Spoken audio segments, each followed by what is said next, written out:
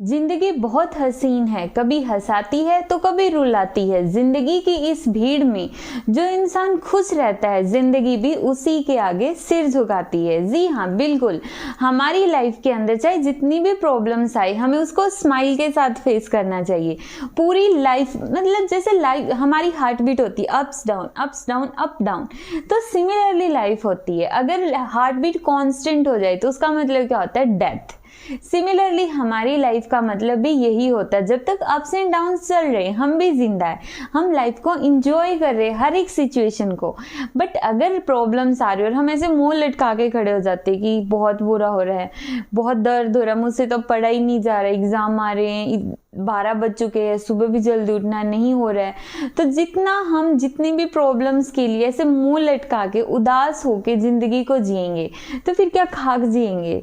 Life में जो भी सिचुएशंस आ रही है उनको हंस के वेलकम करो एंड एंजॉय योर लाइफ। ठीक है, तो hello everyone, welcome back on our channel Divyashri science and maths. तो आज हम स्टार्ट कर रहे हैं साइंस का क्लास 9 का first chapter, matter in our surroundings. तो ये जो हम साइंस स्टार्ट कर रहे हैं, स्पेशली स्टार्ट करने से पहले ही हम एक बात बताना चाहते हैं कि यहाँ पे जो साइंस हम स्टडी करने वाले हैं, सबसे पहले तो हम उसके सारे बेसिक कॉन्सेप्ट मतलब बुक से थ्योरी स्टडी करेंगे एंड देन उसके बाद उसके बहुत सारे क्वेश्चन स्टडी करेंगे। और साथ ही यहीं से क्लास 9 से ही हम द मोस्ट इम्पॉर्टेंट नीट और IIT की भी प्रिपरेशन करेंगे। उसके लिए हमें क्लास 11 से शुरू नहीं करना होता, क्लास 9 से ही अपने कॉन्सेप्ट क्लियर करने होते हैं। तो स्टार्ट करते हैं हम अपना फर्स्ट चैप्टर। ठीक है, तो फर्स्ट चैप्टर हमारा मैटर इन अवर सराउंडिंग। तो देखो, मैटर इन अवर सराउंडिंग मतलब जो हमारे आसपास है वो हर जगह मैटर ही है। हम क्या मैटर है, ठीक है, ये क्या है, ये भी मैटर है, ये क्या है, ये भी मैटर है, हर जगह मैटर ही मैटर होता है। ठीक है, तो मैटर का मतलब यहाँ पे क्या हो गया? Anything that has mass and occupy space. कुछ भी चीज जिसका कुछ न कुछ मास होता है और वो थोड़ा बहुत स्पेस को ऑक्यूपाई कर लेती है, उसको हम क्या बोलते हैं? वो मैटर है। मतलब इंपॉर्टेंट क्या है कि उसके अंदर मास होना चाहिए और वो स्पेस ऑक्यूपाई करे। ठीक है, और सेकंड, वी कैन सी, हम उसको देख सकें। ऐसा भी ना हो कि हम उसको देख ही ना सकें, क्योंकि अगर मास है तो ऑब्वियसली हम उसको देख सकते हैं ना, तो उसको हम देख सके, उसको टच कर सके, उसको टेस्ट कर सके और उसको फील भी कर सके, तो वो क्या होता है? मैटर होता है। फॉर एग्जाम्पल, पर्सन हो गया, प्लांट्स हो गए, हाउस हो गया, पेन हो गया, एयर हो गई और लेमन, एटसेट्रा, जितने भी एग्जाम्पल्स है, मोबाइल हो गया, पेन, कॉपी, सब कुछ क्या है? मैटर है। तो मैटर है क्या? नहीं है मैटर? स्माइल, क्या हम इसको मैटर बोल सकते हैं? स्माइल तो फेस पे आ रही है ना, जस्ट स्माइल, वो एक इमोशन है और इमोशंस मैटर के अंदर नहीं आते, कभी भी नहीं आएंगे। हम उदास हैं, वी आर सैड, तो वो भी मैटर नहीं है। वी आर हैप्पी, वो भी मैटर नहीं है। क्यों? क्योंकि ना तो उसमें मास है, ना ही वो स्पेस ऑक्यूपाई कर रहा है, ना ही कुछ और। तो मैटर का मतलब जस्ट वो होता है जिसका कुछ मास होता है और जो स्पेस को ऑक्यूपाई करता है, वो क्या होता है? मैटर होता है। ठीक है, तो इसकी जर्नी देखते हैं कि जो मैटर होता है वो आया कहाँ से है। सबसे पहले हम पीछे के टाइम पे स्टार्ट करते हैं। अर्ली इंडियन फिलोसफर, मीन्स बहुत टाइम पहले जो फिलोसफर्स थे, उन्होंने कहा था कि जो मैटर होता है उसको उन्होंने 5 एलिमेंट्स में डिवाइड कर दिया, जिसको हम बोलते पंच तत्व। क्या बोलते? पंच तत्व। हम हिंदू जो होते हैं वो 5 तत्व बहुत उनके लिए बहुत ज्यादा मायने रखते हैं। और वो 5 तत्व कौन कौन से होते हैं? यहाँ पे एयर होता है, अर्थ होता है, फायर, स्काई, वाटर, ये 5 होते हैं। एयर जो हम सांस ले रहे हैं, वाटर जो हम पानी पी रहे हैं, अर्थ जहां पर हम खड़े हैं, स्काई क्या हो जाएगा? जो आसमान है, ऊपर है, और फायर और आग, ये होते 5 एलिमेंट। तो बहुत टाइम पहले जो इंडियन फिलोसफर्स थे वो तो इन्हीं को बोलते थे कि अरे यही एलिमेंट होते हैं 5 तत्व। ठीक है, तो उसके बाद फिर ग्रीक फिलोसफर आए। ग्रीक फिलोसफर्स ने भी, ग्रीक वाले भी हमारे इंडियंस के फिलोसफर जैसे ही थे, उन्होंने भी ये कहा कि यही 5 एलिमेंट होता है और कुछ नहीं होता मैटर के अंदर। ठीक है, उनके लिए मैटर का मतलब ये जो चीज इन 5 चीजों से मिलके बनी है वही मैटर होता है। ठीक है, तो ग्रीक फिलोसफर्स ने भी यही कहा कि जितनी भी लिविंग है, नॉन लिविंग थिंग्स है, वो सारी इन्हीं 5 तत्वों से मिलके बनी हुई है। ठीक है, बट मॉडर्न डे के साइंटिस्ट है वो कहाँ मानने वाले थे, पुराने लोगों की बात हम ही नहीं मानते। हमारे घर पे अगर बोल देते हैं अरे चारपाई पे बैठ के पैर मत हिलाओ, खड़े होके पानी मत पियो, सैटरडे को बाल मत धो, या फिर नाखून मत काटो, कपड़े मत धो, इस टाइप की जो भी बातें बोलते हैं हम ही नहीं मानते, और वो तो फिर भी साइंटिस्ट, वो कहाँ से मानेंगे। तो उन्होंने भी बिल्कुल भी नहीं सुनी। तो मॉडर्न डे के साइंटिस्ट जो आए उन्होंने मैटर को दो फॉर्म में क्लासिफाई कर दिया, एक तो physical classification and next is chemical classification. तो फिजिकल क्लासिफिकेशन और केमिकल क्लासिफिकेशन के बेस पे उन्होंने मैटर को एक्सप्लेन किया, और वो है नेक्स्ट। तो फिजिकल क्लासिफिकेशन के बेस पे देखो क्या दिया हुआ, सॉलिड, लिक्विड और गैस। फिजिकल मतलब उसकी फिजिक मतलब कि जो उसको हम ऊपर से ऑब्जर्व कर सकते हैं, उसकी फिजिकल प्रॉपर्टीज के बेस पे। जैसे सॉलिड होते हैं, लिक्विड होते हैं, गैस, उनको हम देख के बता सकते हैं ये सॉलिड है, ये लिक्विड है और ये गैस है। तो यहाँ पे फिजिकल क्लासिफिकेशन मतलब सॉलिड, लिक्विड और गैस। अब सॉलिड की भी आगे फर्दर दो टाइप की क्लासिफिकेशन हो सकती है, जो हम यहाँ पे 9th क्लास के लिए नहीं है, ये साथ में नीट और IIT के लिए भी क्लासेस हैं, मतलब बहुत हाई लेवल का हम स्टडी करेंगे साथ की साथ, ठीक है। तो सॉलिड्स होते हैं वो भी दो टाइप के होते हैं, एक तो क्रिस्टलाइन सॉलिड होता है और एक अमरफस सॉलिड होता है। क्रिस्टलाइन होता है बिल्कुल डिसिप्लिन बच्चा, जो वेल डिसिप्लिन है, हर काम को बहुत अच्छे से स्टडी करता है, हर काम को बहुत अच्छे से करेगा। अगर उसको बोल दिया जाए सीधे बैठ जाओ, सीधे बैठ जाएगा, चुप बैठ जाओ, चुप बैठ जाएगा, काम करो, काम करेगा, मतलब बिल्कुल ऑर्डर्ड अरेंजमेंट होगी, जहाँ पे पार्टिकल्स की अरेंजमेंट बिल्कुल एक अच्छे से ऑर्डर के अंदर है, उसको हम बोलते हैं क्रिस्टलाइन सॉलिड। नेक्स्ट आता है अमरफस सॉलिड, जहाँ पे कोई पैटर्न नहीं होता, जहाँ पे चोटिक डाइवर्सिटी टाइप, मतलब इधर उधर घूमने वाला, जो किसी की बात नहीं मानते, अपनी मनमर्जी के होते, तो वो क्या होते हैं, अमरफस सॉलिड। अमरफस सॉलिड मतलब जहाँ पे पार्टिकल्स का जो भी अमरफस सॉलिड होते हैं उसके अंदर जो एटम्स की अरेंजमेंट होती है उनका कोई पैटर्न नहीं होता, वो अपनी मर्जी से मूव करते हैं, अपनी मर्जी से अरेंज्ड होते हैं। तो ये तो थी फिजिकल क्लासिफिकेशन। नेक्स्ट है केमिकल क्लासिफिकेशन। केमिकल क्लासिफिकेशन को हम दो तरह से क्लासिफाई करते हैं, या तो मिक्सचर की फॉर्म में या फिर होता है प्योर सबस्टांस। अब मिक्सचर दो टाइप का होगा, या तो वो होगा होमोजीनियस या फिर होगा हेट्रोजीनियस। तो होमोजीनियस सेम और हेट्रोजीनियस डिफरेंट काइंड का मिक्सचर। नेक्स्ट है प्योर सबस्टांस। प्योर सबस्टांस के अंदर भी दो टाइप की क्लासिफिकेशन होती है, एलिमेंट्स और कंपाउंड्स। एलिमेंट्स का मतलब क्या होता है, मेटल्स हो सकते हैं और नॉन मेटल्स हो सकते हैं, जो हम पूरी पीरियोडिक टेबल पढ़ने वाले हैं। नेक्स्ट कंपाउंड दो टाइप के हो गए, ऑर्गेनिक हो सकते हैं और इनऑर्गेनिक कंपाउंड हो सकते हैं, ठीक है। अब ये अलग अलग से हर एक टर्म को हम आने वाली साइंस के अंदर पढ़ते जाएंगे डिटेल से, तो ज्यादा टेंशन लेने की जरूरत नहीं, अरे मुझे ये पॉइंट अच्छे से क्लियर नहीं, डोंट वरी, हो जाएगा, सारे पॉइंट्स क्लियर होंगे, ठीक है। तो नेक्स्ट है nature of matter. Physical nature अब हम स्टडी कर रहे हैं उसकी फिजिक के बारे में। देखो फिजिकल नेचर और केमिकल नेचर को समझने के लिए ना हम एक एग्जांपल दे रहे हैं बहुत अच्छा सा। कोई आदमी है, मतलब कोई भी पर्सन है, बहुत खूबसूरत सा, बिल्कुल आइडल सा फेस है, अच्छी सी हाइट है, बहुत अच्छा सा फिगर है, टमी बिल्कुल फ्लैट है, या फिर लड़का है तो 6 पैक है, इस तरह से बिल्कुल परफेक्ट शेप है उसकी, ठीक है। तो हम उसकी फिजिकल की बात कर रहे हैं। अब हमने कहा परफेक्ट शेप, सिर्फ उसका आउटर लुक हमने देखा है, तो वो हो गया फिजिकल प्रॉपर्टी। केमिकल प्रॉपर्टी के अंदर हम बात करेंगे कि उसका नेचर कैसा, उसका हार्ट कैसा है, क्या वो दूसरों के साथ प्यार से बात करता है, क्या वो दूसरों की हेल्प करता है, मतलब उसके अंदर घुस जाओ आप, दिल में, दिल मतलब उसके इंटरनल प्रॉपर्टी में घुस जाओ, उसका दिमाग कैसा है, उसका दिल कैसा है, उसका रहन सहन का तरीका कैसा, वो दूसरों के साथ कैसे बिहेव करता है, तो वो होता है केमिकल मतलब उसके इंटरनल प्रॉपर्टीज को डिस्कस करना, और फिजिकल मतलब उसके आउटर लुक को डिस्कस करना। स्पेशली आउटर लुक हो सकता है, आउटर लुक में छोटे छोटे पार्ट्स भी आ सकते हैं, ठीक है। तो अब हम देखेंगे फिजिकल नेचर ऑफ मैटर। तो फिजिकल नेचर ऑफ मैटर के अंदर सबसे फर्स्ट पॉइंट है matter is made up of particles. हमें ये बात बतानी कि जो मैटर होता है क्या वो पार्टिकल से बना होता है या फिर वो बिल्कुल कंटिन्यूअस होता है। जैसे एक पास्ता होता है और एक हलवा होता है, पास्ते में क्या होता है, अलग अलग से पड़े दिखाई देते हैं ना कि ये पास्ता होगा अलग अलग, और हलवा बिल्कुल मिक्स दिखाई देता है, उसमें कुछ अलग से नहीं दिखता, ऐसा नहीं कि आटा होता है वो अलग अलग दिखाई देगा, ठीक है। तो पास्ता और आटे में डिफरेंस पता चला, हमें भी यही बताना है। कि जो मैटर होता है उसमें पार्टिकल्स होंगे पास्ते की तरह या फिर कंटिन्यूअस होगा वो हलवे की तरह। ठीक है, तो इसको हमें एक्सप्लेन करना है। अब इसको समझने के लिए हम एक एग्जांपल लेते हैं, एक्सपेरिमेंट करते हैं। उस एक्सपेरिमेंट में एक बीकर ले लो, ठीक है, उस बीकर के अंदर 500 ml तक वाटर डाल दो। कितना वाटर है? 500 ml। अब 500 ml उसमें वाटर हो गया।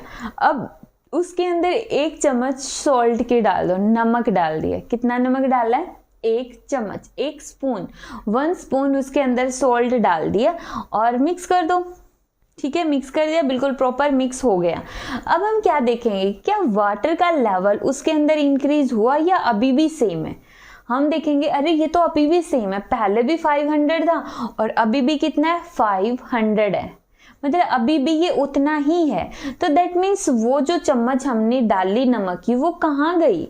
वो वहां पे गई। जैसे हम यहाँ पे एक डायग्राम बना लेते हैं, ये हो गया, यहां तक वाटर फिल्ड है जो कितना है? 500 ml। ठीक है, अब यहाँ पे हो गए वाटर के मॉलिक्यूल्स। हमने कहा कि ये पार्टिकल नेचर का, मतलब बीच बीच में स्पेस है और उसी स्पेस के अंदर जो साल्ट होगा, जो नमक के मॉलिक्यूल्स होंगे जो फिक्स हो जाएंगे। मतलब वाटर के मॉलिक्यूल्स के बीच में जो ये स्पेस खाली दिख रहा है ना, इसी स्पेस के अंदर जो साल्ट हम ऐड करेंगे उस स्पेस के अंदर एडजस्ट हो जाएंगे। समझ आया? तो यहां से जब हमने देखा कि पानी का लेवल नमक डालने के बाद भी इंक्रीज नहीं हुआ, वो अभी भी 500 ही है, दैट मीन्स उसके पास स्पेस था, पहले से ही स्पेस था। और वो स्पेस कहां पर था? बीच में, वाटर के मॉलिक्यूल्स के बीच में। अब बीच में स्पेस होने का मतलब, बीच में स्पेस होने का मतलब पास्ता, कि उसके बीच में स्पेस होता है ना, हलवा तो कंटिन्यूअस होता है। तो मतलब मैटर जो होता है वो पार्टिकल्स से मिलकर बनाता, वो कंटिन्यूअस नहीं होता, उसके अंदर पार्टिकल्स होते हैं।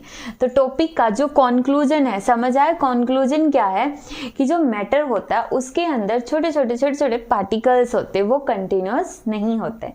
नेक्स्ट, ये तो स्टडी कर लिया कि जो मैटर होता है उसके अंदर पार्टिकल्स होते हैं। अभी हमें ये स्टडी करना है कि वो जो पार्टिकल्स है वो कैसे कंटिन्यूअस है, मतलब कि वो जो पार्टिकल्स होंगे वो बहुत ज़्यादा स्मॉल होंगे, मतलब बहुत इतने ज़्यादा स्मॉल कि अगर एक बार वो उसके अंदर घुस गए तो निकालने मुश्किल हो जाएंगे। फॉर एग्जाम्पल, इसको हम रियल लाइफ से रिलेट करते हैं। एक कमरे के अंदर, मान लो एक कमरा है, वहां पे 10-15 लोग बैठे, 15 लोग बैठे, मान लो 15 स्टूडेंट्स बैठे हैं। अगर मैं उसके अंदर 5 स्टूडेंट को डाल दूं, ठीक है, तो 20 हो जाएंगे। और जब मेरा मन करेगा निकालना है तो मैं उनको निकाल के अलग कर दूंगी। ठीक है, बट क्या हो अगर मैं उस रूम के अंदर चींटियां छोड़ दूं, छोटी छोटी चींटियां छोड़ दूं।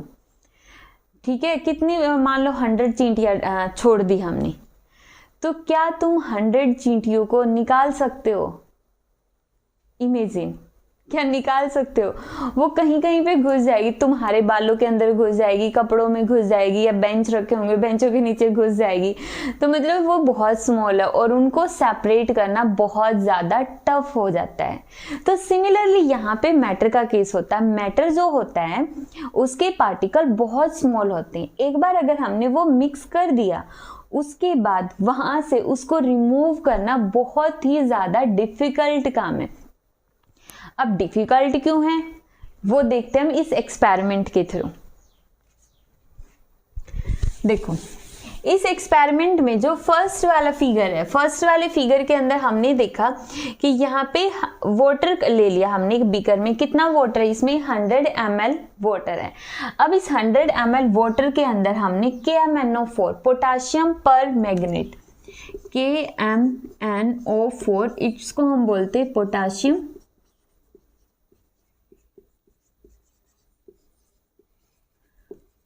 पर मैग्नेट। ठीक है, पोटेशियम पर मैग्नेट की 1 स्पून डाल दी है इसके अंदर, मतलब थोड़ा सा हमने पोटेशियम पर मैग्नेट डाला। और हमें पता है कि जब हम वाटर के अंदर पोटेशियम पर मैग्नेट डाल देते हैं तो उसका कलर चेंज हो जाता है। और कौन सा कलर हो जाता है? पर्पल। कौन सा कलर? पर्पल। पर्पल कलर उसका हो जाता है, मतलब मिक्स होके पर्पल बन गया। अब हम क्या करेंगे, सेकंड वाले बीकर के अंदर से 10 ml हमने एक छोटे से बीकर के अंदर, मतलब एक छोटा सा कप लिया, उसके अंदर डाला और निकाल दिया, ठीक है, भर के। फिर एक और बीकर लिया, उसमें फुल्ली बिल्कुल प्योर साफ पानी है, वाइट, ठीक है, जो पानी होता है ना बिल्कुल वैसा ही पानी है। जो कप में हमने पानी निकाला था जो पर्पल कलर का था वो अब उसमें डाल दिया। थर्ड बीकर के अंदर हम सिर्फ वो सॉल्यूशन डाल रहे जिसमें परमैंगनेट, पोटेशियम परमैंगनेट भी है और वाटर भी है, दोनों का मिक्सचर डाल रहे हैं।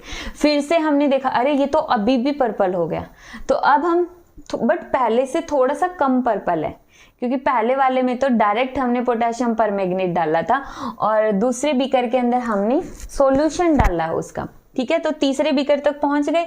अब तीसरे बीकर के अंदर से फिर से हमने एक कप लिया और उसके अंदर डाला और दोबारा से 10 ml सॉल्यूशन निकाल लिया, ठीक है। अब हम जाएंगे चौथे बीकर के पास जिसमें बिल्कुल प्योर पानी था, उस सॉल्यूशन को फिर से हमने डाला। फिर से हमने देखा अरे ये तो अभी भी पर्पल है, मतलब अभी भी पर्पल है, चलो कोई नहीं, हम एक और स्टेप ले लेते, हम पांचवा बीकर और ले लेते। पांचवा बीकर में फिर से साफ पानी है, चौथे बीकर से फिर से हमने एक कप पानी का लिया और उसके अंदर डाल दिया।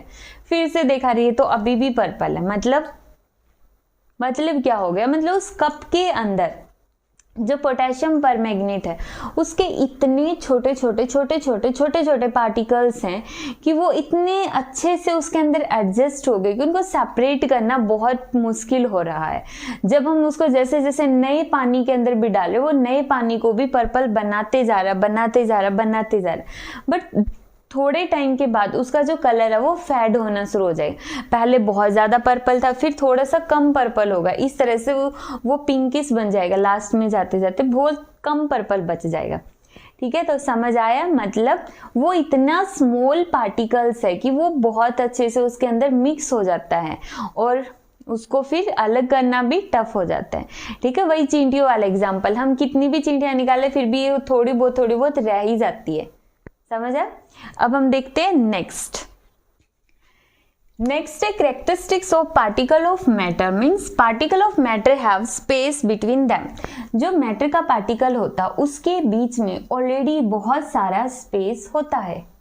कैसे प्रूव करेंगे? ये तो हमने एक एक्सपेरिमेंट के थ्रू तो ऑलरेडी प्रूव कर दिया। जब हम नमक डालते पानी के बीकर के अंदर, जब हम नमक डाल रहे होते हैं ना, तो उसका मतलब वही तो होता है। बट फिर भी नहीं समझ आया तो छोड़ दो, कोई और एग्जांपल लेते। एक ब्रिक ले लो, ईंट, घर बनाते हैं ना ईंटों से, वो वाला ईंट हमने लिया, उसके ऊपर हमने पानी डाल दिया थोड़ा सा। थोड़े टाइम बाद देखेंगे वो पानी तो गया, कहाँ गया? ईंट उठा के देखो, क्या उसके नीचे पानी है? बिल्कुल भी नहीं होगा। वो ईंट है, वो पी गई, उस पानी को पी गई। वो क्या कोई पर्सन है जो पानी पी जाएगी? वो तो एक निर्जीव है, नॉन लिविंग है, फिर कैसे पी गई? तो हम बोलेंगे कि जो ब्रिक, जो सॉलिड होता है, उसके बीच में स्पेस है और जो पानी हमने डाला उस स्पेस के अंदर जाके एडजस्ट हो गया। थोड़ा सा और पानी डाल दो, फिर से एडजस्ट हो जाएगा। थोड़ा सा और पानी डाल दो, फिर से एडजस्ट हो जाएगा। जब तक ईंट के अंदर जितना भी स्पेस है, उस सारे स्पेस को वाटर ऑक्यूपाई नहीं कर लेता, तब तक वो सारे के सारे पानी को पीता रहेगा। और जब पूरी तरह से पी जाएगा, फिर वो ओवरफ्लो हो जाएगा। उसके बाद वो, क्योंकि उसमें स्पेस बचा ही नहीं है। तो एक तो यही हो गया साल्ट वाला, दूसरा हो गया ब्रिक वाला। तो यहाँ से हम कंक्लूजन निकाल सकते हैं कि चाहे वो सॉलिड हो, लिक्विड हो या फिर गैस हो, हर जगह स्पेस होता है। हर जगह क्या होता है? स्पेस होता है, ठीक है। Next, particle of matter are continuously moving. हमें ये चीज प्रूव करनी है कि जो पार्टिकल ऑफ मैटर होते हैं वो कंटिन्यूअसली मूव करते रहते हैं। तो इसको समझने के लिए बहुत इजी सा है। एक पानी का ग्लास लो, ले लिया सभी ने। पानी के ग्लास के अंदर इंक डाल दो, या तो उसको बीच में डाल दो या फिर बिल्कुल उसके साइड से इंक डालो। जब हम उसके साइड से इंक डालेंगे तो और थोड़ी देर के लिए उसको छोड़ दो, फिर हम देखेंगे थोड़े टाइम बाद वो पूरा का पूरा जो ग्लास के अंदर वाटर है वो ब्लैक हो जाएगा अगर हमने ब्लैक इंक डाल ली है, ब्लू हो जाएगा अगर हमने ब्लू इंक डाल ली है। तो यहाँ से हम ये नहीं बोल रहे भाई हमने तो डाल के छोड़ दिया था, फिर ये इतना ब्लैक या पूरे में कलर कैसे फैल गया? हम मिक्स नहीं कर रहे, हमने तो साइड में थोड़ा सा डाला और छोड़ दिया। तो वो जो चीज है पूरे ग्लास में कैसे फैल गई? बिकॉज जो इंक हमने डाली वो भी तो मैटर है ना। मैटर की कौन सी फॉर्म है? लिक्विड फॉर्म है। तो वो कंटिन्यूअसली मूव कर रही है। कब तक मूव करेगी? जब तक वो हर जगह नहीं फैल जाए, जब तक उस पूरी इंक का राज हर जगह नहीं हो जाता तब तक वो फैलती रहेगी। तो सीखो इंक से, जब वो कंटिन्यूअसली काम कर रही है, जब तक उसका काम पूरा नहीं हो जाता, पूरे ग्लास पे अपना राज नहीं हो जाता, तब तक वो फैलती है। तो हमें भी तो कंटिन्यूअसली अपना काम करना चाहिए, जब तक कि हमारे एम्बिशंस फुलफिल ना हो जाए तब तक कंटिन्यूअसली वर्क करते रहो, लगे रहो। ठीक है, तो यहां से कंक्लूजन मिल गया। अब यहाँ पे क्या होता है, देखो हमने ये तो बता दिया कि वो जो पार्टिकल्स है वो कंटिन्यूअसली मूव करते रहते, तो उनको मूव करने के लिए कहीं से तो एनर्जी मिलेगी। अब मैं जो बोल रही हूँ बार बार, कहाँ से एनर्जी मिल रही है? कहीं से तो मिल रही होगी। तो सबसे पहले तो पानी पीते रहा करो।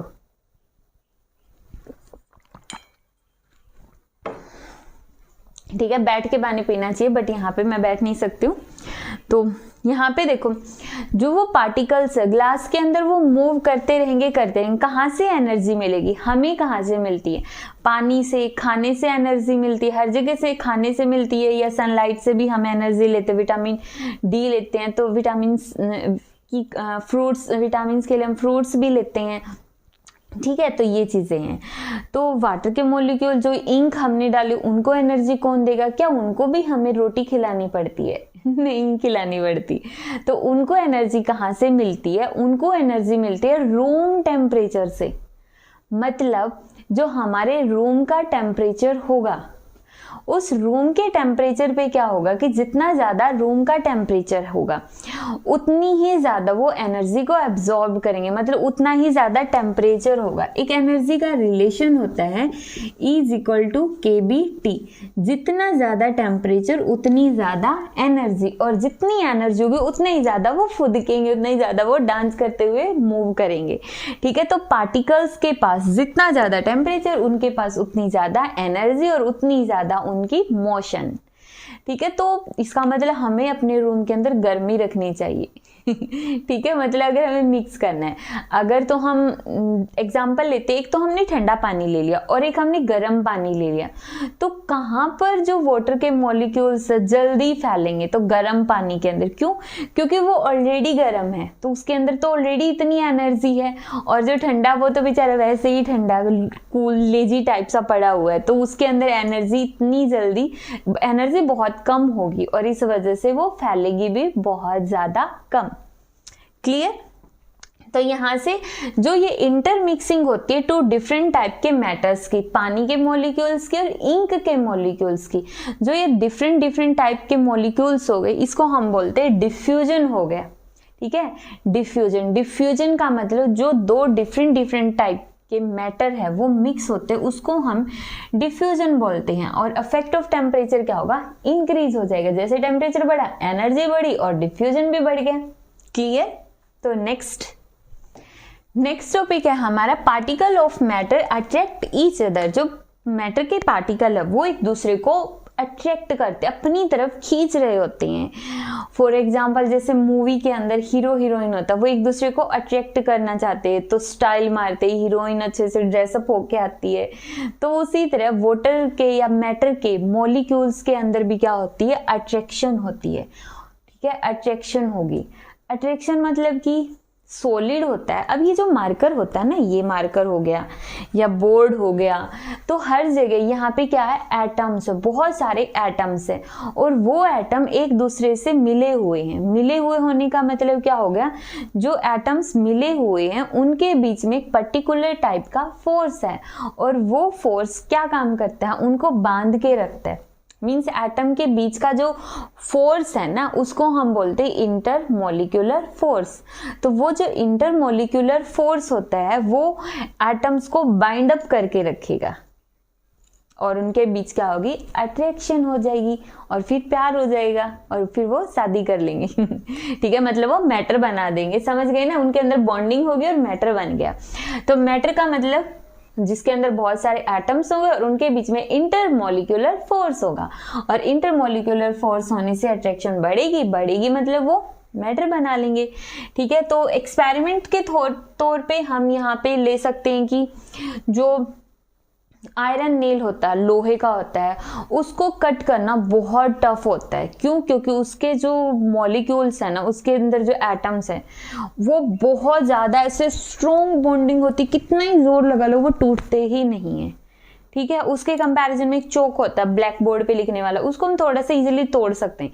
क्यों? क्योंकि आयरन नेल के कंपैरिजन में वहां पे जो इंटरमोलिकुलर फोर्स होता है वो थोड़ा सा कम होता है।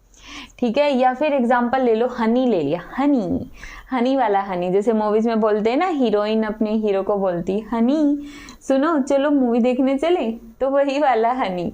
तो हनी मतलब यहाँ पे शहद की बात कर रहे हैं हम। ठीक है, तो शहद लिया और शहद को हम मान लो चाकू लिया और चाकू से नाइफ से कट कर रही हैं हनी को, क्या कट कर सकते हैं? नहीं कर सकते, वो वापस से चिपक जाएगा। क्यों? क्योंकि वहां पे इंटरमोलिकुलर फोर्स ना बहुत स्ट्रांग है और उसी इंटरमोलिकुलर फोर्स की वजह से हम हनी को ब्रेक नहीं कर सकते हैं। तो दैट मीन्स मैटर के अंदर इंटरमोलिकुलर फोर्स होता है और उस वजह से मैटर के पार्टिकल्स एक दूसरे को अट्रैक्ट करते। अब नेक्स्ट आती है स्टेट्स ऑफ मैटर। मैटर की डिफरेंट टाइप की स्टेट्स होती है। सबसे पहले मैटर की 3 स्टेट मानी जाती है जो हम पढ़ते हैं, सॉलिड, लिक्विड और गैस। सॉलिड, लिक्विड और गैस। इसके अलावा भी होती है कंडेंस्ड मैटर होता है और एक प्लाज्मा स्टेट होती है। इस जो ये एक्स्ट्रा टॉपिक होंगे ना, ये जो आज का लेक्चर है ये स्पेशली है सिर्फ एग्जाम्स के लिए, 9th के एग्जाम्स के लिए। इस लेक्चर के बाद हम इसके कुछ इंपॉर्टेंट क्वेश्चंस देखेंगे और कुछ एक्स्ट्रा के टॉपिक्स जो नीट और आईआईटी में फर्दर यूज होने वाले हैं। ठीक है, तो उसकी एक वीडियो और आएगी। तो ये सिर्फ हम यहाँ पे 3 स्टेट पढ़ेंगे जो एग्जाम्स में आएगी, सॉलिड, लिक्विड और गैस। अब सबसे पहले हम स्टडी करते हैं सॉलिड स्टेट। सॉलिड स्टेट का मतलब क्या होता है? जो बिल्कुल सॉलिड होती है। मैटर की बात करें तो मतलब वहां पे पार्टिकल्स होंगे, और सॉलिड का मतलब जहां पे पार्टिकल ना बिल्कुल ऐसे टाइट बंधे होते हैं, मतलब जिसके बीच में स्पेस ना के बराबर होता है, बहुत कम स्पेस होते हैं। तो means particles are closely packed, बहुत क्लोजली पैक्ड होते हैं, उसको हम क्या बोलते हैं? सॉलिड बोलते हैं। दूसरा पॉइंट है यहाँ पे फोर्स ऑफ अट्रैक्शन ना बहुत ज्यादा होता है, तभी तो ब्रेक करना टफ होगा। जितना ज्यादा अट्रैक्शन होगी, जितनी ज्यादा बॉन्डिंग होगी, ठीक है, यूनिटी में स्ट्रेंथ होती है, वही एकता में बल है वाला। तो जितना ज्यादा फोर्स ऑफ अट्रैक्शन होगा उसको ब्रेक करना उतना ही ज्यादा टफ होने वाला है। ठीक है, तो मतलब जितना ज्यादा फोर्स ऑफ अट्रैक्शन मतलब वो सॉलिड ज्यादा है। थर्ड है they possess definite shape, mass and volume. अब मार्कर सॉलिड है ना, सॉलिड मतलब इसका तो मास है, डेफिनेट मास है कुछ ना कुछ, इसकी शेप भी है और इसका वॉल्यूम भी। ऐसा तो नहीं है मार्कर को मैंने अपने हाथ में रखा तो ये मार्कर है, और अगर इसको मैं ग्लास में डाल दूंगी तो ये कुछ और बन जाएगा, इंक पॉट बन जाएगी। ये तभी भी क्या रहेगा? मार्कर ही रहेगा। तो मतलब सॉलिड का मतलब होता है जो अपनी शेप चेंज ना करे, जो जैसा है वैसा ही रहे, तो वो बंदा सॉलिड है। एक दुगला होता है, कहीं पे चला गया तो फिर से बदल गया, तो दुगला नहीं, सॉलिड। सॉलिड का मतलब रियल बंदा, जैसा है मैं तो वैसा ही रहूंगा हर जगह। ठीक है, तो सॉलिड की शेप, मास और वॉल्यूम एक जैसा होता है। The particles are fixed. Particle कैसे होते हैं? फिक्स्ड होते हैं, बिल्कुल फिक्स होते हैं इसके। एंड पोजेस लिस्ट एनर्जी, और उनके पास एनर्जी बहुत कम होती है। क्यों? क्योंकि वो बहुत टाइटली पैक्ड होते हैं ना, तो अगर उनको हम एनर्जी दे भी देंगे तो भी वो हिल नहीं पाएंगे, क्योंकि उनके पास इतना स्पेस ही नहीं होता है। तो हम बोल सकते हैं कि इनके पास काइनेटिक एनर्जी बहुत ज्यादा स्मॉल होती है। Next, they have list compressibility. उनकी कंप्रेसिबिलिटी बहुत स्मॉल होती है, मतलब अगर इस मार्कर को मैं प्रेस कर दूं, क्या इसकी स्ट्रक्चर चेंज हो गई है? बिल्कुल भी नहीं हुई, ये तो अभी भी ऐसे गोल गोल ही दिख रहा है। कंप्रेस करने के बाद अगर उसकी स्ट्रक्चर चेंज नहीं हो रही है, दैट मीन्स वो सॉलिड है, सॉलिड बंदा है। ठीक है ना। दे पोजेसेस हाईएस्ट डेंसिटी। देखो डेंसिटी को हम दिखाते हैं रो से। रो ने मत लग जाना, ये रो है, मतलब स्पेलिंग है RHO। रो, H साइलेंट होता है, रो। ठीक है, रो जिसका फॉर्मूला होता है मास पर यूनिट वॉल्यूम। ठीक है। तो यहाँ पे हम डेंसिटी बोलते बहुत ज़्यादा होती है, मतलब वॉल्यूम मान लो हम एक ही ले रहे 1 मीटर क्यूब वॉल्यूम, तो यहाँ पे इसके अंदर बहुत ज़्यादा हाईएस्ट मास होता है।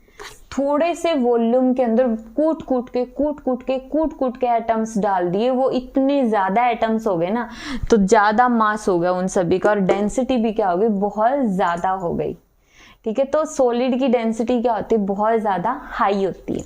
नेक्स्ट है लिक्विड। लिक्विड मतलब पार्टिकल्स आर लूजली पैक्ड, मतलब सॉलिड के कंपैरिजन में जो लिक्विड होता है वहां पे पार्टिकल थोड़ा सा कम फोर्स से बाउंड होते हैं, लूजली बाउंड होते हैं, थोड़े हल्के से बाउंड होते हैं। ठीक है, अट्रैक्टिव फोर्सेस आर लेस, उसके अंदर अट्रैक्टिव फोर्सेस भी कम होते हैं उसके कंपैरिजन में, सॉलिड के कंपैरिजन में लिक्विड है वो, उसके अंदर फोर्स ऑफ अट्रैक्शन क्या होता है, कम होता है। Intermolecular force of attraction small होगा, किसके कंपैरिजन में, सॉलिड के कंपैरिजन में।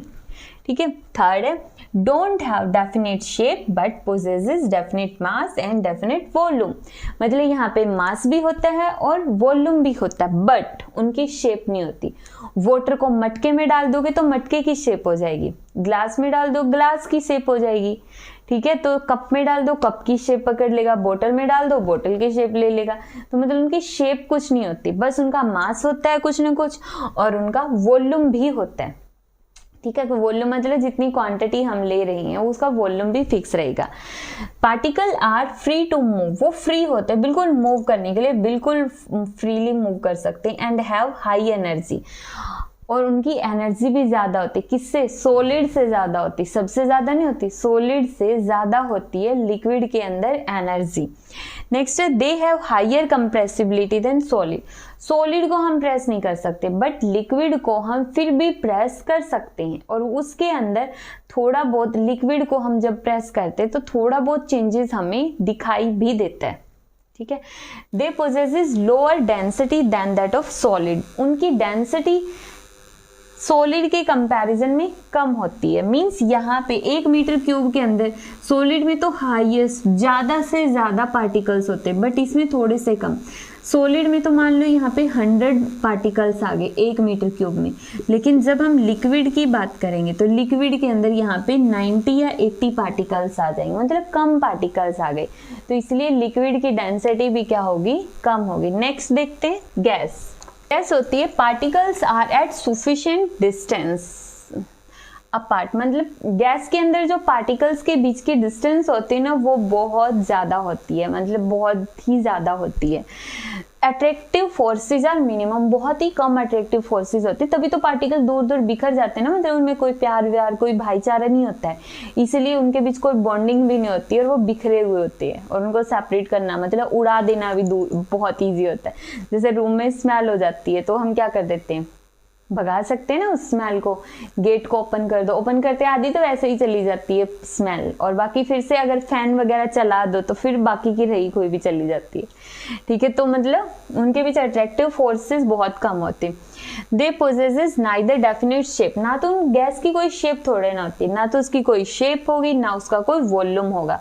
और मास तो देखो होता ही है, मास कैसे होता है, अगर हम परफ्यूम ले रहे हैं वो भी क्या होता है, एक पर्टिकुलर टाइप की गैस की फॉर्म में ही तो होता है ना, बस उसको हमने बहुत हाई प्रेशर लगा के लिक्विड की तरफ डाल दिया हमने, मतलब बोतल ली हमने एक और परफ्यूम लिया, परफ्यूम का जो हमने प्रेशर बहुत ज़्यादा डाल दिया, जब गैस के ऊपर हम प्रेशर डालेंगे तो उसके मॉलिक्यूल्स नज़दीक नज़दीक आ जाएंगे और फिर उसको हम बोतल में बंद कर देंगे और ढक्कन बंद कर देंगे। ठीक है, तो इसलिए बोलते हैं परफ्यूम का ढक्कन है वो बंद रखना चाहिए, अगर खुला छोड़ देंगे तो वो जल्दी खत्म हो जाएगा, वो उड़ जाएगा सारा इन्वायरमेंट के अंदर। तो यहाँ पे इन्होंने ये कहा कि उसका मास तो होता है, जो गैस होती है उसका मास तो होता है, बट ना तो उसका कोई फिक्स्ड वॉल्यूम होता है और ना ही उसकी शेप होती है। नेक्स्ट है particle have maximum freedom of motion and possesses maximum energy. अब गैस के अंदर जो पार्टिकल होते हैं उनके पास पूरी फ्रीडम होती है, जहां मर्जी चाहे वो घूम सकते हैं, मतलब पूरा एरिया उन्हीं का होता है, और उसके पास एनर्जी भी बहुत होती है। तब जब ज्यादा एनर्जी होती है तभी तो इधर उधर फुदक रहे होते हैं ना, इजिली मूव कर सकते, कहीं भी भाग सकते हैं। दे हैव हाईएस्ट कंप्रेसिबिलिटी, उनको तो कंप्रेस करना मतलब बहुत ज़्यादा ईजी होता है, कितना भी ज़्यादा उसको कंप्रेस कर लो। क्यों? गैस के मोलिक्यूल होते ही इतनी दूर दूर, जितना फोर्स लगाएंगे वो नज़दीक आते जाएंगे, मतलब उनकी कंप्रेसिबिलिटी बहुत ज़्यादा है। सॉलिड को कंप्रेस नहीं कर सकते, दबा नहीं सकते, लिक्विड को थोड़ा बहुत दबा सकते, लेकिन गैस को बहुत ज़्यादा दबा सकते हैं। और जैसे कि सिलेंडर्स होते हैं, जो घरों के अंदर सिलेंडर यूज होते हैं ना, एलपीजी, उसके अंदर भी तो गैस ही होती है ना, बस उसको हम हाई प्रेशर देके और सिलेंडर के अंदर बंद कर देते हैं। पीट पीट के प्रेशर देना मतलब बहुत ज़्यादा प्रेशर लगाया और वो जो गैस है उसके मॉलिक्यूल नज़दीक लेकर आए और सिलेंडर में डाल के ढक्कन बंद। जो सीरियल्स में दिखाते हैं ना भूत पकड़ने वाले, वो आत्मा को काबू में करके उस सिलेंडर में बंद कर, बोतल में बंद कर देते हो, ढक्कन बंद कर देते हो उसका। सिमिलरली यहाँ पे भी हो रहा है, यहाँ पे गैस को कोट पीट के मतलब बहुत ज़्यादा प्रेशर अप्लाई करके उस पर और बोतल में बंद कर देते हैं और ढक्कन क्लोज। अगर सिलेंडर का ढक्कन हम खुला छोड़ दे तो क्या होगा? सारी गैस उड़ जाएगी। ठीक है, तो ये था हमारा गैस। और गैस की तो डेंसिटी बहुत ही कम होती है। अगर लिक्विड में 80 मोलिक्यूल्स होते हैं 1 मीटर क्यूब वॉल्यूम में, तो गैस में तो 40 या 50 के करीब होंगे, तो डेंसिटी क्या हो जाएगी? बहुत ज़्यादा स्मॉल हो जाएगी। तो मेल्टिंग पॉइंट के अंदर क्या होता है? मेल्टिंग पॉइंट के अंदर क्या होगा कि जैसे जैसे हम टेम्परेचर को इंक्रीज करेंगे, उनको हीट प्रोवाइड करेंगे, तो टेम्परेचर के इंक्रीज करने से ये रिलेशन होता है इज इक्वल टू केबीटी। अगर टेम्परेचर बढ़ेगा तो एनर्जी भी बढ़ेगी। टेम्परेचर इंक्रीज हुआ और टेम्परेचर के इंक्रीज होने से एनर्जी इंक्रीज हुई। एनर्जी इंक्रीज होना मतलब उनकी काइनेटिक एनर्जी इंक्रीज हो गई। काइनेटिक एनर्जी इंक्रीज होना मतलब अब वो मूव करेंगे फ्रीली मूव करेंगे, वो इधर उधर भागना स्टार्ट कर देंगे, मतलब उनकी स्टेट है वो चेंज हो जाएगी। तो यहाँ पे इन्होंने यही कहा है कि when we increase the temperature, जब हम टेम्परेचर को इंक्रीज करेंगे देन एनर्जी ऑल्सो इंक्रीजेस, तो एनर्जी भी इंक्रीज होगी। And due to increase in kinetic energy में इंक्रीज होने से पार्टिकल स्टार्ट वाइब्रेटिंग स्टार्ट कर देंगे वो। ठीक है, और वाइब्रेशन होने से क्या होगा? उनकी स्पीड बढ़ जाएगी। स्पीड बढ़ने से क्या होगा? स्पीड अगर बढ़ेगी मतलब अगर हम एनर्जेटिक हैं तो कोई हमें पकड़ रहा होगा तो हम छुड़वा सकते, बट अगर हमारे अंदर एनर्जी नहीं होगी, अगर कोई बच्चा भी हमें पकड़ लेगा फिर भी हम नहीं छुड़ा पाएंगे क्योंकि हमारे अंदर तो एनर्जी नहीं है। तो मतलब जितना ज़्यादा हम एनर्जेटिक होंगे उतना ही ज़्यादा हम मूव कर सकते और जो हमें पकड़ रहा है, जो फोर्स ऑफ अट्रैक्शन है, उसको हम ओवरकम कर सकते हैं। ठीक है, तो energy overcome the force of attraction between the particles and particles start moving freely, और फिर वो हम फ्रीली मूव कर सकते हैं। ठीक है, और एक स्टेज के बाद जो सॉलिड है वो किस में कन्वर्ट हो जाते हैं? मेल्ट होकर लिक्विड में कन्वर्ट हो जाते हैं। ठीक है, तो टेम्परेचर बढ़ेगा, टेम्परेचर के बढ़ने से एनर्जी बढ़ेगी, एनर्जी के बढ़ने से काइनेटिक एनर्जी बढ़ गई, काइनेटिक एनर्जी बढ़ गई मतलब उनकी स्पीड बढ़ गई। स्पीड बढ़ने का मतलब अब वो फ्रीली मूव करेंगे, और फ्रीली मूव करने का मतलब क्या है? सॉलिड के मॉलिक्यूल तो फ्री मूव कर नहीं सकते, मूव किसके करते हैं? तो लिक्विड के या फिर गैस के। मतलब हम यहाँ पे सॉलिड को मेल्ट करके लिक्विड में कन्वर्ट कर दे, तो हमने स्टेट चेंज कर दिए। ठीक है, तो मेल्टिंग पॉइंट क्या होता है? इसकी डेफिनेशन है the minimum temperature at which solid melts to become a liquid. ठीक है, सॉलिड को लिक्विड में बनाने के लिए सबसे इंपॉर्टेंट है कम से कम मिनिमम टेम्परेचर, क्योंकि ज्यादा तो देखो कितना भी हो सकता है, तो मिनिमम टेम्परेचर होता है ना, उसी को हम क्या बोलते हैं? मेल्टिंग पॉइंट बोलते हैं। और उस टाइम पे जो प्रेशर हो वो एटमॉस्फेरिक प्रेशर होना चाहिए। क्लियर? मेल्टिंग पॉइंट क्या होता है? वो कम से कम टेम्परेचर जिसपे सॉलिड मेल्ट होके लिक्विड में कन्वर्ट हो जाता है एट एटमॉस्फेरिक प्रेशर। ठीक है, तो नेक्स्ट इन्होंने क्वेश्चन पूछा है कि व्हेन ए सॉलिड मेल्ट्स, जब कोई भी सॉलिड है वो मेल्ट्स होता है, इट्स टेम्परेचर रिमेन्स सेम, तो उसका टेम्परेचर सेम रहता है। ऐसा क्यों? वेयर डज हीट एनर्जी गो? जब हम कोई भी सॉलिड है उसको हीट दे रहे हैं बार बार, थर्मोमीटर रख दो उस सॉलिड के ऊपर, हमने देखा कि थर्मोमीटर में तो एनर्जी आ ही नहीं रही है, तो वो जो एनर्जी हम दे रहे वो कहाँ जा रही है? यहाँ पे कौन सा घोस्ट, कौन सी चुड़ैल बैठी है जो उस एनर्जी को कंज्यूम कर रही है? कहाँ गई एनर्जी? ठीक है, इसी क्वेश्चन का आंसर देना। मतलब हम एनर्जी दे रहे हैं और एनर्जी तो उसमें दिख ही नहीं रही है। तो देखो, इस क्वेश्चन को समझने के लिए हम फिगर ड्रॉ कर लेते हैं। देखो जो सॉलिड होगा इसके अंदर जो मॉलिक्यूल्स होंगे ऐसे पैक्ड होंगे बिल्कुल, बीच में ये लाइन ड्रॉ करने का मतलब इनमें बॉन्डिंग है, इंटरमोलिक्यूलर फोर्सेस वाली बॉन्डिंग, ठीक है, ऐसे बॉन्डिंग बनी हुई है, बहुत बुरी तरीके से ये बाउंड है, ऊपर नीचे हर जगह से ये क्या हो रखे है, बाउंड हो रखे है। इमेजिन कर सकते हो ऐसे हर जगह से ये बाउंड है। अब बाउंड है तो क्या मजाल कोई इनको हिला दे, हिलाने के लिए एनर्जी चाहिए बहुत सारी, तो हम यहाँ पे क्या दे रहे हैं, एनर्जी दे रहे हैं। जैसे ही हम एनर्जी देंगे, मान लो शुरू में इसका टेम्परेचर था T, मान लो T की वैल्यू है 60 डिग्री सेल्सियस, ठीक है, इमेजिन कर लो 60 डिग्री होगी तो 60 डिग्री सेल्सियस इसका टेम्परेचर है। हम एनर्जी दे रहे हैं, energy directly proportional to temperature, E directly proportional to temperature. Energy increase तो दैट मीन्स टेम्परेचर इंक्रीज होना चाहिए, तो ये इसकी 60 से बढ़नी चाहिए वैल्यू, बट हम देख रहे हैं बढ़ नहीं रही है। क्यों? क्योंकि जो हमने एनर्जी दी उसने इस बॉन्ड को तोड़ दिया, उसने इस बॉन्ड को तोड़ दिया, उसने इस बॉन्ड को तोड़ दिया, उसने इस बॉन्ड को तोड़ दिया। जो एनर्जी दी वो तो बॉन्ड को ब्रेक करने में ही यूज हो गई ना, तो टेम्परेचर तो बढ़ा ही नहीं, ठीक है। तो जो भी एनर्जी हम दे रहे हैं वो बॉन्ड को ब्रेक करने में यूज हो रही है, इसलिए थर्मोमीटर के अंदर टेम्परेचर इंक्रीज नहीं हो रहा है। इसका हम बहुत इंटरेस्टिंग सा अच्छा सा एग्जांपल देते हैं। देखो मान लेते हैं घर के अंदर सेविंग करनी है, सेविंग मतलब कि गुल्लक के अंदर डाल लो, पैसे डालने हैं हमें और पैसे बचाने हैं, तो जो उसके अंदर जब हम पैसे बचाएंगे, ठीक है, तो तब बचाएंगे ना जब हमें कोई देगा। मान लो अभी गुल्लक के अंदर 100 रुपीज है, ठीक है, और हमें घर का खर्चा भी चलाना है, किसी ने हमें 1000 रुपीज दिए। अब 1000 रुपीज आए, बट हमारे पास इतना खर्चा होता है, सब्जी लेके आनी होती है, चाय पत्ती होती है, दूध भी आता है, घर में बिजली का भी खर्चा होता है, फ्रूट्स भी लेके आने होते, कपड़े भी लेने होते, तो इतनी सारी चीजें लेनी होती। वो 1000 रुपीज आए और वो सारा मटेरियल हमने खरीद लिया, तो मतलब पैसे खत्म, तो क्या गुल्लक में पैसे जाएंगे? नहीं जाएंगे, और पैसे आए 1000, फिर से जो जो चीजें रह गई थी लेनी वो हमने ले ली, फिर से पैसे खत्म, फिर से गुल्लक में 100 रुपीज ही। तो मतलब गुल्लक ये यही है, इसमें ये 100 रुपीज मतलब 60 डिग्री सेल्सियस टेम्परेचर, बॉन्ड तोड़ना, बॉन्ड मतलब कि हमारी जरूरतें हैं, ठीक है।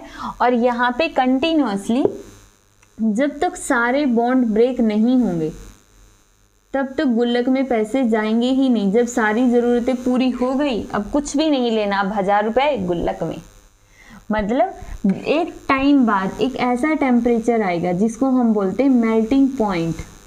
वो टेम्परेचर जिस पे सारे बॉन्ड ऑलरेडी ब्रेक हो चुके हैं, तब ये जो सॉलिड है वो किस में कन्वर्ट हो जाएगा? लिक्विड में कन्वर्ट हो जाएगा।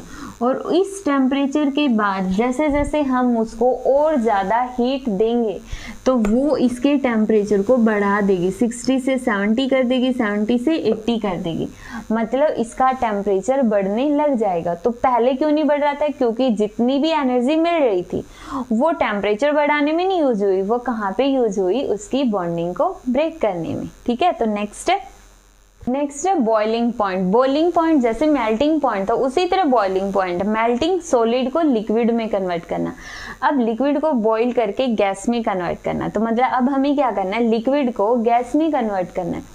तो लिक्विड को गैस में कन्वर्ट करने के लिए हम क्या करेंगे? यही जब ये लिक्विड बन चुका है, अब इस लिक्विड को और ज़्यादा हीट दे दो, और ज़्यादा टेम्परेचर दे दो, तो वो फिर से जो लिक्विड वाली थोड़ी बहुत बॉन्डिंग थी ना उसको भी ब्रेक करके वो मॉलिक्यूल दूर दूर भाग जाएंगे और वो क्या बन जाएंगे? गैस बन जाएंगे, ठीक है। तो बॉइलिंग पॉइंट क्या होता है? वो मिनिमम टेम्परेचर जिसके ऊपर लिक्विड स्टार्ट बॉइलिंग, जिस पे लिक्विड बॉईल करना स्टार्ट कर देता है at atmospheric pressure is known as boiling point. और बॉइलिंग पॉइंट एक बॉइलिंग जो होती है एक बल्क फिनोमिना होता है। बल्क फिनोमिना मतलब इसमें सारे पार्टिकल्स पार्टिसिपेट करते हैं, ऊपर से लेके नीचे तक बीकर का हर एक पार्टिकल बॉइलिंग में पार्टिसिपेट करता है, मतलब बल्क फिनोमिना। बल्क मतलब बड़ा वाला फिनोमिना जिसमें सारे पार्टिकल पार्टिसिपेट करते हैं, ठीक है। नेक्स्ट है particle in the liquid state gain enough energy to change the vapour state. जो पार्टिकल होते हैं लिक्विड स्टेट में, जब हम उनको हीट कर रहे हैं, बॉईल कर रही हैं, तो उनको एनर्जी मिल रही है। एनर्जी मिलेगी तो लिक्विड और ज्यादा एनर्जी लेंगे और गैस में कन्वर्ट हो गई, ठीक है। तो ये था बॉइलिंग। अब यहाँ पे देखो डिफरेंट टाइप ऑफ टेम्परेचर के स्केल्स होते हैं, वो कैसे होते हैं। एक होता है degree Celsius, Celsius scale, 0 degree Celsius से लेकर इसमें होता 100 डिग्री सेल्सियस तक, 0 से लेकर कितना होगा 100 डिग्री सेल्सियस तक। एक होता है हमारे पास यहाँ पे फ़ारेनहाइट स्केल, फ़ारेनहाइट स्केल मतलब 32 डिग्री से लेकर 212 फ़ारेनहाइट स्केल, ठीक है। और एक होता है हमारे पास केल्विन स्केल, केल्विन कितना होता है 273 और 373, मतलब ये तो सारा फ्रीजिंग पॉइंट होता है। नीचे वाला क्या होता है फ्रीजिंग पॉइंट जहाँ पे बर्फ जमती है, और ऊपर वाला होता है बॉइलिंग पॉइंट जहाँ पे वो गैस बन जाता है, CF, और इसको दिखाते हैं केल्विन के से। इसके अलावा भी होता है एक र्यूमर स्केल, र्यूमर को हम यहाँ पे दिखा देते हैं, र्यूमर होगा 0 से 80, र्यूमर इतना ज़्यादा इम्पोर्टेंट नहीं है इसको, बट फिर भी हमने ड्रॉ कर लिया। देखो इसमें ना हमें कन्वर्जन सीखना है कि टेम्परेचर को हम कैसे कन्वर्ट कर सकते हैं, तो इसको हम यहाँ से हटा देते हैं। देखो कन्वर्जन ऑफ टेम्परेचर, टेम्परेचर को हम कैसे कन्वर्ट करेंगे। कन्वर्ट करने के लिए यहाँ पे डिग्री सेल्सियस है C, और नीचे वाला पॉइंट मतलब फ्रीजिंग पॉइंट कितना होता है 0, और ऊपर वाला बॉइलिंग पॉइंट कितना होता है 100, इज इक्वल टू फ़ारेनहाइट को दिखाते हैं F से, नीचे वाला कितना 32, और इन दोनों का डिफरेंस कितना, इसमें दोनों का डिफरेंस था 100, इन दोनों का डिफरेंस कितना है 2 में से 2 गया 0, यहाँ पे आ गया 1 में से 3 गया तो कितना आया 8 और 180, दोनों का डिफरेंस आ गया 180। फिर यहाँ पे क्या है र्यूमर R माइनस 0 और दोनों का डिफरेंस 80।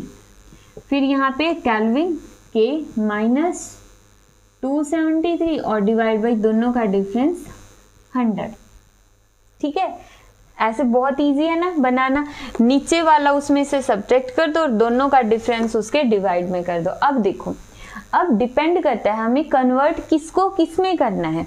अगर मान लेते हैं सेल्सियस को फ़ारेनहाइट में कन्वर्ट करना है तो सिर्फ ये 2 ले लो, बाकी 2 छोड़ दो। सेल्सियस को फ़ारेनहाइट में कन्वर्ट करना, C में से 0 जाना मतलब C ही बचेगा, C divide by 100 F minus 32 divide by 180, और इसको सोल्व कर दो, 0 से 0 कैंसिल, तो C किसके इक्वल हो गया 10 उस साइड गया तो मल्टीप्लाई में, और डिवाइड में 18 है, और ब्रैकेट में F माइनस 32 है, कैंसिल करो, 2 पे गया 5 और ये 9, तो यहाँ पे कितना आ गया 5/9, 5/9। तो सिंपली डिग्री सेल्सियस को हम फ़ारेनहाइट में मतलब फ़ारेनहाइट को हम डिग्री सेल्सियस में कन्वर्ट कर सकते हैं। फ़ारेनहाइट की जगह कोई भी टेम्परेचर दे सकता है, जैसे 60 दे दिया तो F की जगह इन्होंने बोल दिया 60 डिग्री फ़ारेनहाइट को सेल्सियस में कन्वर्ट करो, सिंपल। तो 60 है तो F की जगह 60 माइनस 32 28, और फिर 28 की 5 के साथ मल्टीप्लाई और डिवाइड बाई 9, और सेल्सियस के अंदर आंसर आ गया, ठीक है। इसी तरह अगर हमें कन्वर्ट करना है इन दोनों को, तो इसको और इसको छोड़ दो, सिर्फ इन दोनों को ले लो, तो क्या आएगा F minus 32 divide by 180 is equal to R divide by 80, 0 से 0 कैंसिल। किसको किस में कन्वर्ट करना है, मान लो फ़ारेनहाइट को R में कन्वर्ट करना है, तो R इज इक्वल टू 8 को इस साइड ले आओ, मल्टीप्लाई में डिवाइड बाई 18 और ब्रैकेट में F माइनस 32, 2 चौका 8, 2 में 18, तो यहाँ पे कितना आ गया 4 डिवाइड बाई 9, ये दिख रहा है ना नीचे,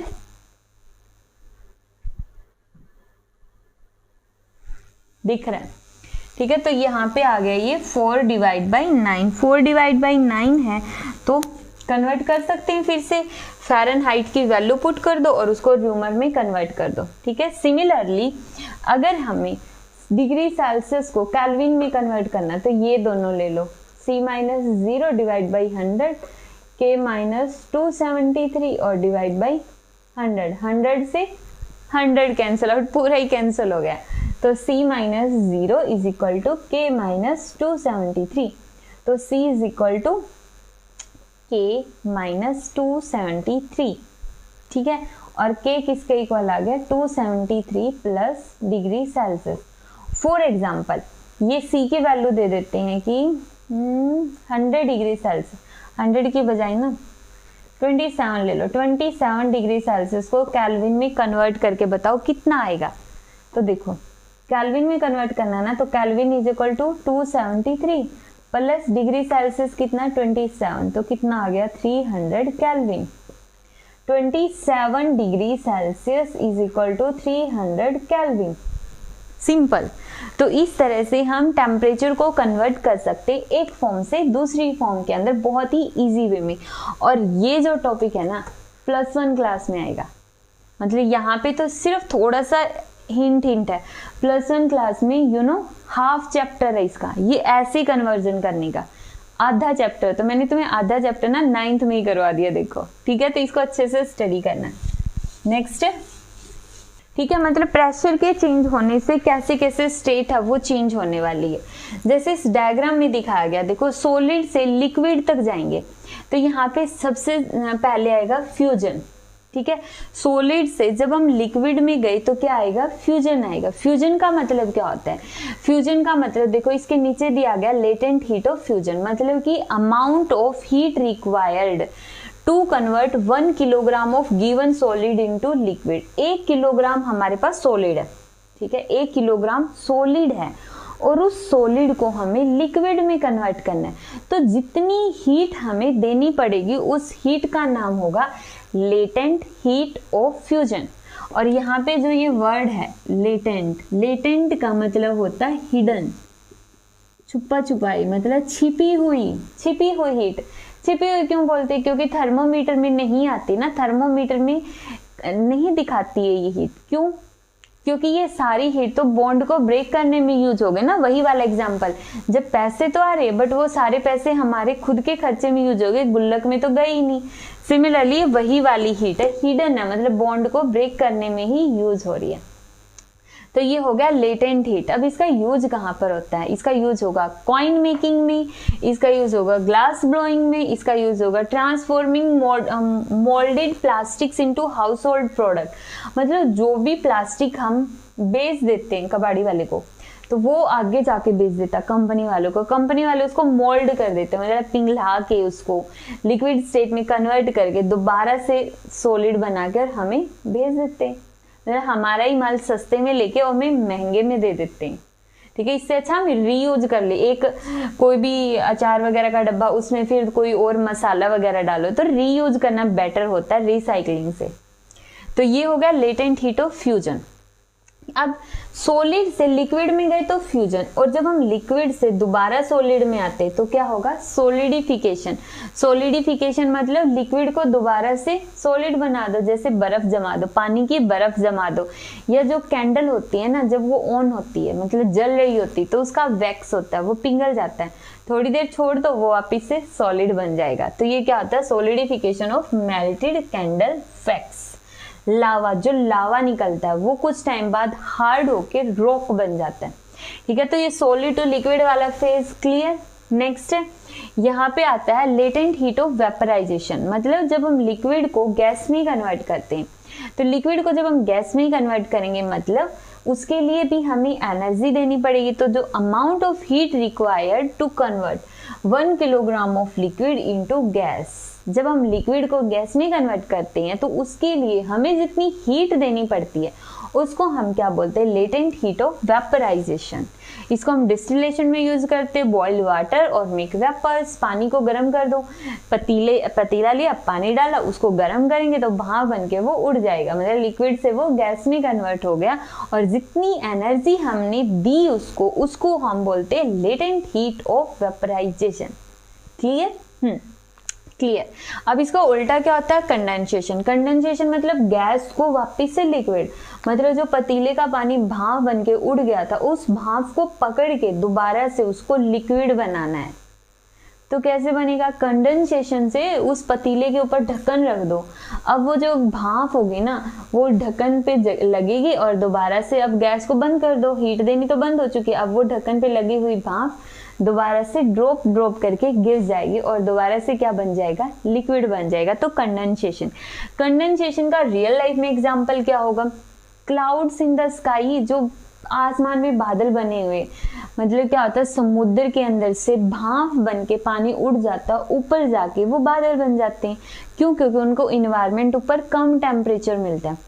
चलो नहीं समझ आई एग्जाम्पल, एक और एग्जाम्पल, सर्दियों के टाइम पे धुंध पड़ रही है, बहुत ज्यादा कोहरा है, धुंध है, वहां पे ना बुक को खोल के बाहर रख दो, सुबह क्या देखोगे, बुक ना बिल्कुल भीगी हुई है, मतलब गीली पड़ी। क्यों?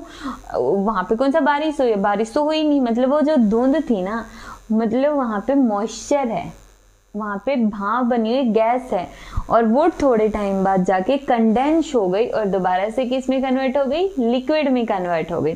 तो ये है कंडेंसेशन। नेक्स्ट है सब्लिमेशन। सब्लिमेशन जो इसका थर्ड प्रोसेस है, इसमें क्या होता है, सॉलिड को डायरेक्टली गैस में, मतलब अभी तक हमने पढ़ा सॉलिड पहले लिक्विड बनेगा, बर्फ को गर्म करोगे तो पहले तो वो पानी बनेगा, पानी के बाद भाप बनेगी, बट कुछ ऐसा भी होता है जो लिक्विड में कन्वर्ट हुए बिना सीधा गैस बन जाए, सीधा हवा हो जाए, पता ही ना चले, हम गर्म कर रहे हैं और वो पता नहीं कहाँ गया, पानी तो बना ही नहीं। ऐसा भी होता है, बिल्कुल होता है। वो कौन सी चीजें होती है, एक तो होती है सॉलिड CO2, कार्बन डाइऑक्साइड, मतलब ड्राई आइस। ये क्वेश्चन ना बहुत इंपॉर्टेंट है, 1 मार्क्स में ऐसे भी पूछा जाता है, ड्राई आइस का फॉर्मूला क्या होता है, ड्राई आइस का फॉर्मूला क्या होता है, सॉलिड CO2।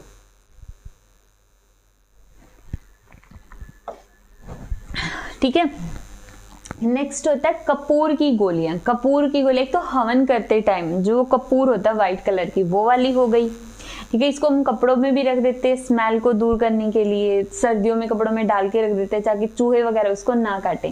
तो कपूर की गोलियां हो गई। और आज के टाइम पे तो मोस्ट ट्रेंडिंग टॉपिक जो एड्स में चल रहा है, टीवी एड्स में, बाथरूम के अंदर वो अच्छी से स्मेल लेके आने के लिए जो वो पॉकेट लटका देते हैं, मतलब उसमें क्या होता है, नैप्थलीन बॉल्स होती है, एक तरह से नैप्थलीन होता है उसके अंदर।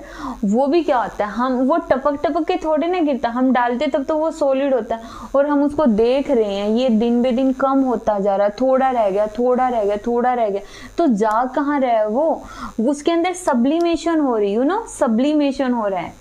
वहां पे कोई भूत प्रेत नहीं है जो उसको हर रोज थोड़ा थोड़ा करके खा रहे हैं नैप्थलीन बॉल्स को, उसमें सब्लिमेशन हो रहा है, वो सॉलिड डायरेक्टली लिक्विड में, डायरेक्टली गैस में कन्वर्ट हो रहा है, मतलब हवा बन रहा है, धीरे धीरे हवा बन रहा है, जो हम सूंघ रहे हैं। तो एक तरह से हम नैप्थलीन बॉल को ना अपने अंदर लेके जा रहे हैं, जो वो स्मेल वहां पे फैल रही होती है, वो गैस बन गई ना नैप्थलीन बॉल्स, और उससे कन्वर्ट हुई गैस, और गैस गई नाक के अंदर से हमारे अंदर। ठीक है, तो ये सब्लिमेशन होता है। इसका उल्टा होता है डीसब्लिमेशन। डीसब्लिमेशन का मतलब गैस को वापिस से फिर से सॉलिड में कन्वर्ट कर देना, क्या होता है, डिसब्लिमेशन होता है। नेक्स्ट टॉपिक है इवेपोरेशन और बॉइलिंग। इवेपोरेशन और बॉइलिंग क्या होता है, इवेपोरेशन मतलब एक फिनोमिना होता है कन्वर्जन का, लिक्विड को गैस में कन्वर्ट करने का, मतलब लिक्विड है, पानी है, उसको भाप बना देना। ठीक है, वो भी इवेपोरेशन होता है। और बॉइलिंग में भी तो यही होता है, हम लिक्विड को गैस में बदलते हैं। फिर इनमें डिफरेंस क्या, दोनों एक जैसे तो हो गए, दोनों का काम ही एक है, फिर डिफरेंस क्या होता है, वही डिफरेंस हमें देखना। देखो काम एक ही है, गैस में कन्वर्ट करना लिक्विड को, बट तरीका अलग अलग है। क्या है तरीका, देखते हैं। देखो, जो इवेपोरेशन होता है वो एक सरफेस फिनोमिना है। सरफेस मतलब जब हम एक बीकर के अंदर पानी डाल के और छोड़ देंगे, धूप में रख देंगे, वो थोड़ा थोड़ा करके जो सबसे पहले ऊपर की लेयर होगी ना, पानी के बिल्कुल ऊपर की लेयर होगी। जैसे हमने एक बीकर ले लिया, ठीक है, इसके अंदर वाटर फिल्ड है, तो सबसे पहले जो इसके ऊपर वाली लेयर के मॉलिक्यूल है, ये वाले लेयर के अंदर ये जो वाटर के मॉलिक्यूल है ना, सबसे पहले सन होगा ना, यहाँ से सन एनर्जी देगा इनको, और ये भाप बन के उड़ जाएंगे, तो एक लेयर गायब। फिर दूसरी लेयर तक एनर्जी पहुंचेगी, फिर दूसरी लेयर ने एनर्जी ली, वो भी गायब, वो भी भाप बन गई। तो धीरे धीरे धीरे धीरे करके सारा पानी हवा हो जाता है। ठीक है। तो इवेपोरेशन मतलब सरफेस फिनोमेना, पहले सरफेस वाले मॉलिक्यूल उड़ेंगे, उसके बाद उससे नीचे वाले मॉलिक्यूल का नंबर आएगा, ठीक है। पार्सलिटी हो रही है एक तरह से यहाँ पे कि पहले ऊपर वाले जाएंगे ना तभी तुम्हारा नंबर आएगा, तब तक तुम वेट करो।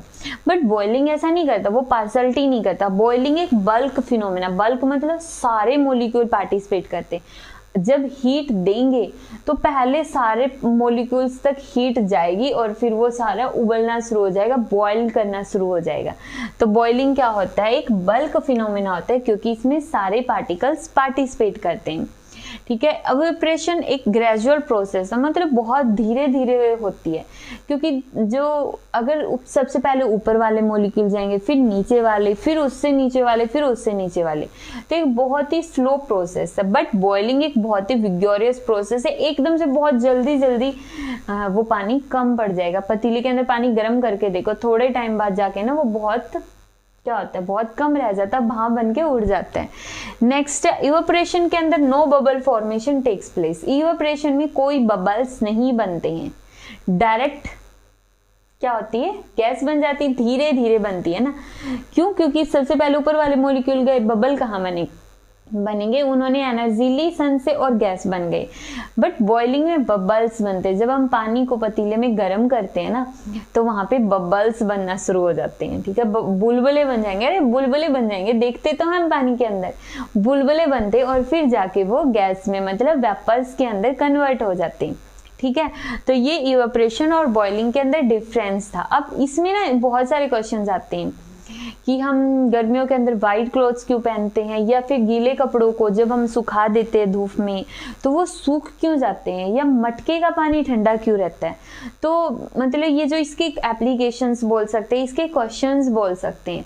तो इस चैप्टर के जो एनसीईआरटी के क्वेश्चंस होंगे और उसके अलावा भी कुछ इंपॉर्टेंट एंड बहुत इंटरेस्टिंग क्वेश्चंस होंगे, उसको हम अपने नेक्स्ट लेक्चर के अंदर लेकर आएंगे। तो तब तक के लिए इसको रिवाइज करो एंड सी यू ऑल।